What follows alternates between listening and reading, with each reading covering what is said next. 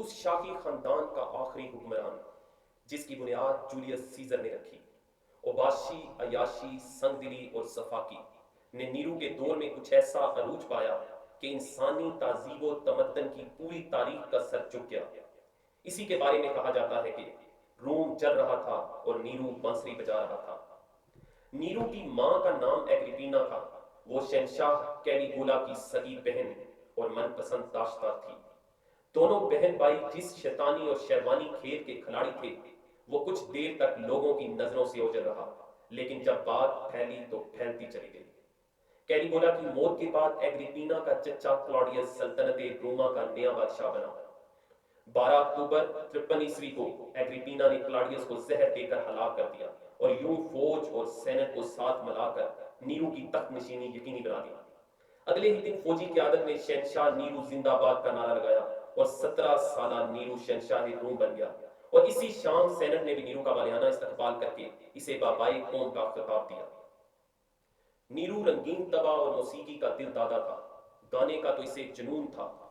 دن بھر پشت کے بل لیٹ کر اپنی بدھی آواز کا جادو جگاتا اور سینیکا سمیت تمام مصاحبین کو واہ واہ کا بلبلہ بلند کرنا پڑتا۔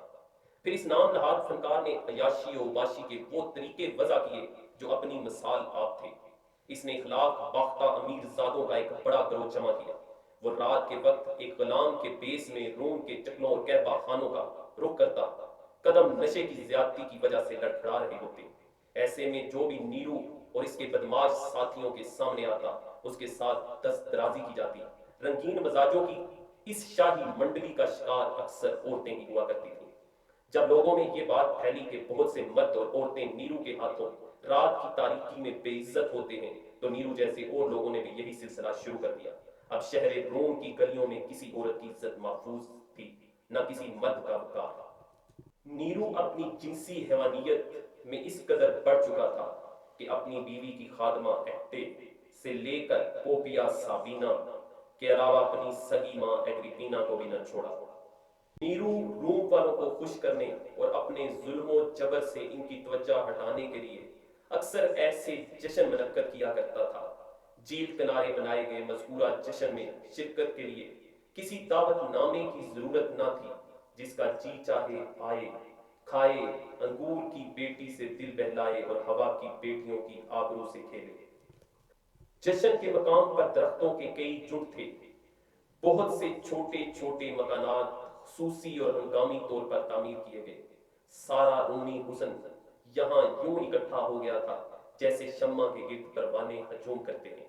دلکش یونانی کنیزیں، متوسط طبقے کی نازنینیں، روم کے امیر خاندانوں کی کنواری لڑکیاں اور لاتعداد طوائفیں نیرو کے احکامات کے تحت اس جشن میں خصوصی خدمات کی انجام دہی کے لیے لائی گئی۔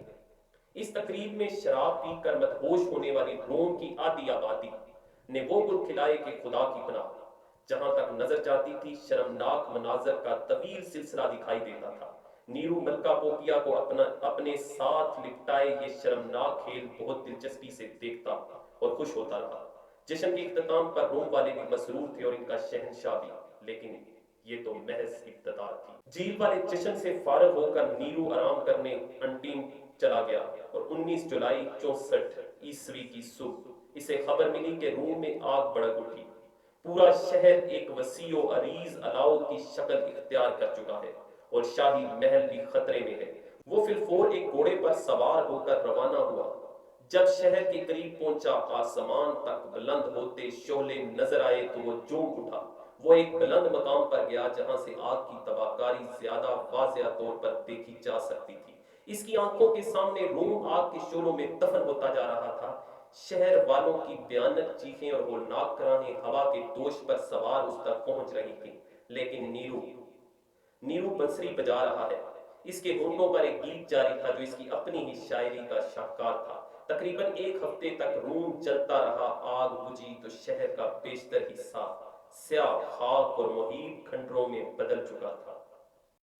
روم میں آگ لگنے کے واقعے کے بعد فوراً عجیب قسم کی چہمگوئیاں شروع ہو گئیں۔ وہاں کے زیادہ تر جو لوگ تھے وہ یہ سمجھتے تھے کہ یہ آگ جو ہے وہ نیرو کی خواہش پر لگائی گئی، کچھ لوگ ایسے تھے جن کو نیرو نے ہی متعین کیا تھا، وہ شہر کی گلیوں سے گزرتے جاتے اور وہاں پہ آگ لگاتے جاتے، لیکن وہ اس کی دلیل اس طریقے سے دیتے تھے کہ شاید نیرو اس شہر روم کی جگہ پہ اپنی ہی خواہش کے مطابق ایک نیا شہر بنانا چاہتا ہے، جس کو وہ اپنے جو اس کے ذہن میں موجود خاکہ ہے اس کے مطابق ڈالنا چاہتا ہے۔ بعد میں تاریخ نے ثابت بھی کیا کہ اس نے اس شہر روم کی جگہ پہ ایک نئے خاکے کے مطابق ایک شہر بسایا، جس کے بالکل مرکز میں اس نے اپنا ایک بہت بڑا محل بنایا، جس میں طرح طرح کے مختلف قسم کے جانور جو ہیں وہ رکھے گئے، اور ان کو جو اس کے مخالفین تھے ان کو اذیتیں پہنچانے کے لیے بھی ان جانوروں کو استعمال کیا گیا۔ روم کی آتش زدگی کے بعد نیرو کے مخالفین کے حوصلے بہت بلند تھے۔ فوجی افسران کا ایک گروہ بوڑھے فلسفی سینیکا کو حکمران بنانا چاہتا تھا۔ دوسری طرف سینٹ کے بعض اراکین نے اپنے ایک ساتھی کو بادشاہ بنانے کا فیصلہ کیا۔ 65 کی ابتدا میں دونوں سازشیں ایک دوسرے سے مربوط ہو گئیں۔ نیرو کے قتل کی تاریخ 19 اپریل 65 طے ہوئی، لیکن بدقسمتی سے راز فاش ہو گیا اور پھر سازشیوں کے لیے کوئی جائے پناہ نہ رہی۔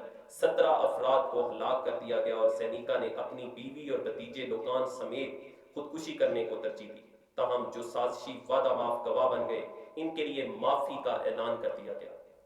اگرچہ سازش کا بانڈا پھوٹ گیا تھا، لیکن پھر بھی یہ اس عام نفرت اور بے چینی کی نمایاں مثال تھی جو رومیوں کے دل میں نیرو کے طرز عمل کے حوالے سے پائی جاتی تھی۔ 8 جون 68 کی شام کو وہ روم سے نکلا، کچھ فاصلے پر ایک باغ میں تعمیر کیے گئے محل میں پہنچا اور ذاتی فوجی محافظوں کو ساتھ چلنے کے لیے کہا، لیکن انہوں نے سختی سے انکار کر دیا۔ اب نیرو پر پوری طرح واضح ہو گیا کہ انجام قریب آ پہنچا۔ بہرکیف یہ رات اس نے اسی جگہ بسر کرنے کی ٹھانی۔ بستر پر لیٹا تو نیند آنکھوں سے کوسوں دور تھی۔ آدھی رات کو نیند کے ایک جھونکے کے بعد جب دوبارہ آنکھیں کھلی تو ذاتی محافظ غائب تھے۔ وہ اس بات سے اتنا بدحواس ہوا کہ بچوں کی طرح چیخنے لگا۔ چیخوں کی آواز سن کر اس کے 2 آزاد کردہ غلام آئے اور ان کے ساتھ شہنشاہ نیرو کوئی پناہ گاہ ڈھونڈنے نکلا، لیکن ہر شخص نے اپنا دروازہ بند کر لیا۔ پھر محل کے ملازم بھی سوائے چند لوگوں کے اسے اس کے حال پر چھوڑ کر چلتے بنے، اور حالات کی ستم ظریفی دیکھیے کہ وہ جاتے ہوئے زہر بھی ساتھ لے گئے جو کل نیرو نے وقت پڑنے پر استعمال کرنے کے لیے خاص طور پر تیار کروایا تھا۔ اب ڈوب مرنے کا خیال آیا اور وہ قریبی دریا کی طرف چلا، لیکن کنارے پر پہنچ کر خوف کے مارے واپس بھاگ آیا۔ اس موقع پر اس کے ایک آزاد کردہ غلام فاؤن نے اسے شہر روم سے 4 میل کے فاصلے پر واقع اپنے مکان میں لے جانے کی حامی بھری، اور نیرو اس مدد کو بھی غنیمت جان کر شب خوابی کے لباس میں ننگے پاؤں گھوڑے پر سوار ہو گیا۔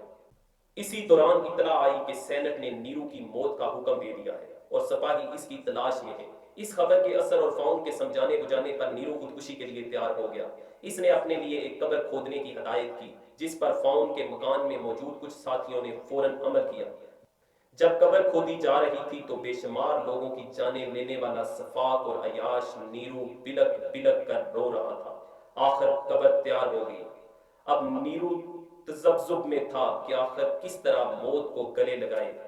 ایک شدید کشمکش اور انتہا درجے کے تذبذب کے بعد نہایت عبرتناک بے بسی کے عالم میں نیرو نے خنجر اپنے سینے میں اتار لیا۔